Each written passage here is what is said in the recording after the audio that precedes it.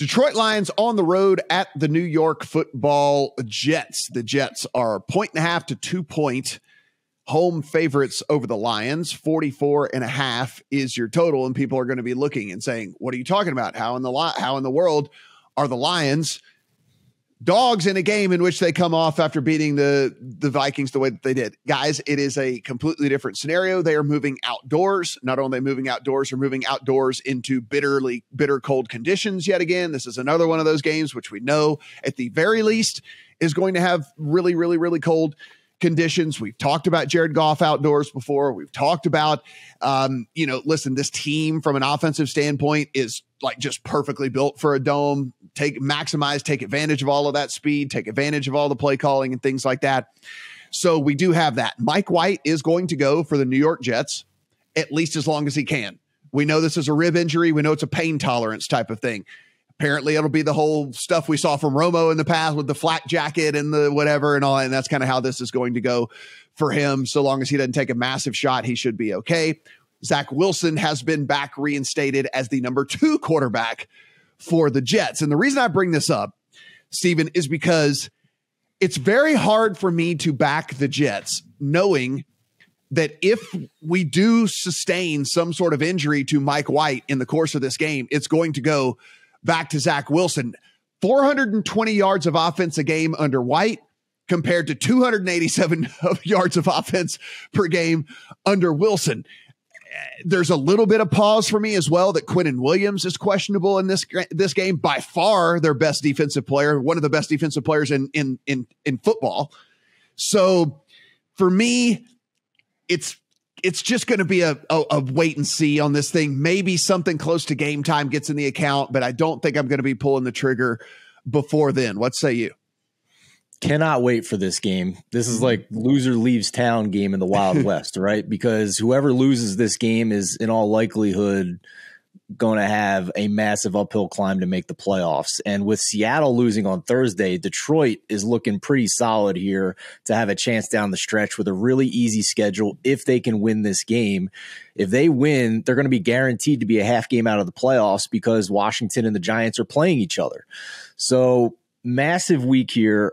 I have the Lions as a top 10 team in my power. Break. Hey, right in the middle of this, Zach Wilson starting. No. So, yes. Come on. Yes. No. Right in the middle of it, Zach Wilson starting. So this completely changes the handing. Guys, this is awesome. This has never happened to us. We get the news in the middle of the thing. Zach Wilson is starting. Come on over to my side, boys. Oh, wow. Come on over with me. Here it is.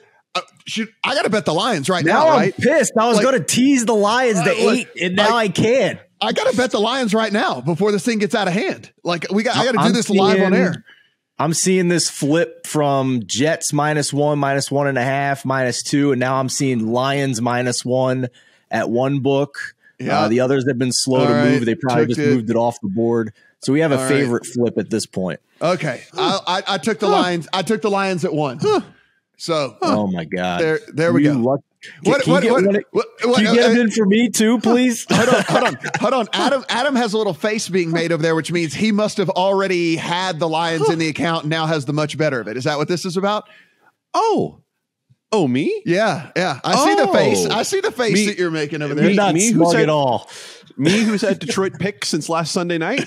Oh yes, I'm enjoying that. Now I admit I also would have loved to get that teaser leg as well, but guys, I don't feel like I'm new to the bandwagon here when it comes to the Detroit Lions. I've been saying for weeks that they're actually playing really, really well. That they have been a top team in the league in dropback EPA, in dropback success rate. I saved all of my stats this week for just this one game to just come with Detroit Lions stats over the last 7 weeks. So we've had 14 weeks of this season.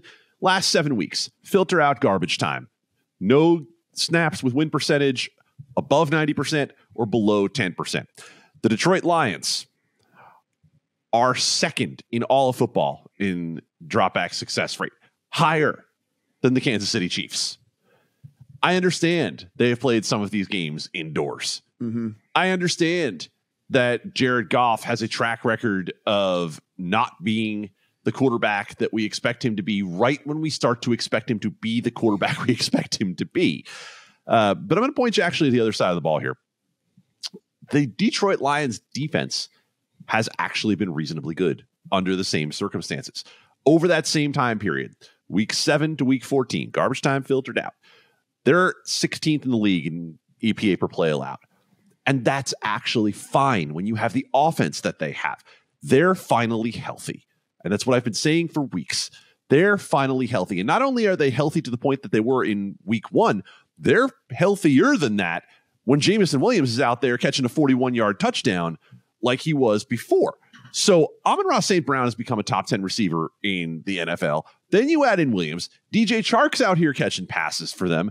And they've got DeAndre Swift healthy again. So all that for the offense. But on the defense, they haven't been bad. And the Jets over that same time period are 30th in EPA per play on the offensive side of the ball. And that was with Mike White in the lineup. And now it's going to be Zach Wilson. So I'm disappointed I can't get in more on the Lions than I already was. I understand everyone's going to be looking at the Lions this week after what they did to the Minnesota Vikings. And I understand that it looks like a chalky buy high spot on Detroit.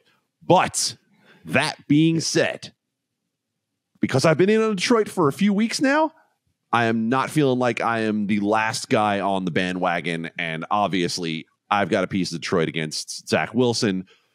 Praise be the Lord. Dude, I took the under 47 when this thing opened on Sunday because I was like, okay, this is too high. Lions moving outdoors, like whatever, all the stuff like that. And now I'm getting under 47 in a Zach Wilson game. This is so fantastic. Reason is, guys, again, we're just doing this live, so I know you'll probably know this by the time you get it, but Adam Schefter came out and just said the doctors would not clear Mike White to go in this game. So it had to be Zach Wilson. I think we need to spend a couple extra minutes here on how bullish we want to be on the Lions. Because to me, it's not just about this game. Them having Zach Wilson now to face makes them very likely to win the game. Saleh is at the mic. So Corey Davis is out. Quinnen Williams will not practice today. So it's like it's bad news all around for the Jets in this one. Right. So now the Lions go from a coin flip game here, which we all thought, to I think having a pretty likely chance of winning. Now the Jets defense is really good. I still wouldn't say, the Lions are still going to be short of 3 points here on the road. I think we'd all would bet on that at this point with Zach Wilson at quarterback though.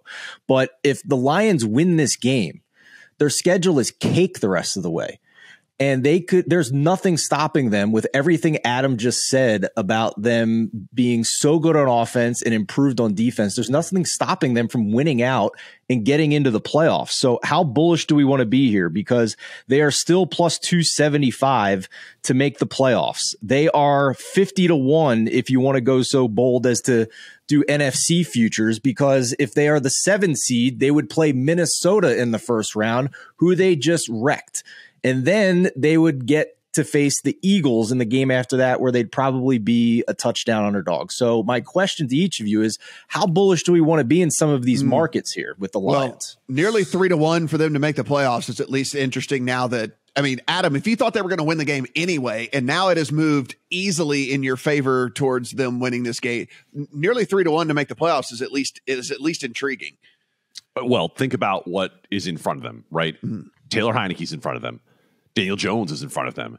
A fading Geno Smith and the Seahawks are in front of them. There's nothing that intimidates you in terms of what's there in the NFC to go against the Detroit Lions. And to Steven's point about 50-1 on the NFC, look, it's a little bit of dreaming, but it's a great ticket to use to hedge once down the line. If somehow the Lions got a couple of good matchups before they had to face the Eagles or the Cowboys or San Francisco down the line in the playoffs. So, obviously I'm much more like the 3-1 on making the playoffs, but there is a strategy to be advocated for there when it comes to the NFC ticket. This might be something that gets in my account as we get off air, but we do need to move on. But that was fun. I'm glad this happened while we were on this game. That is amazing.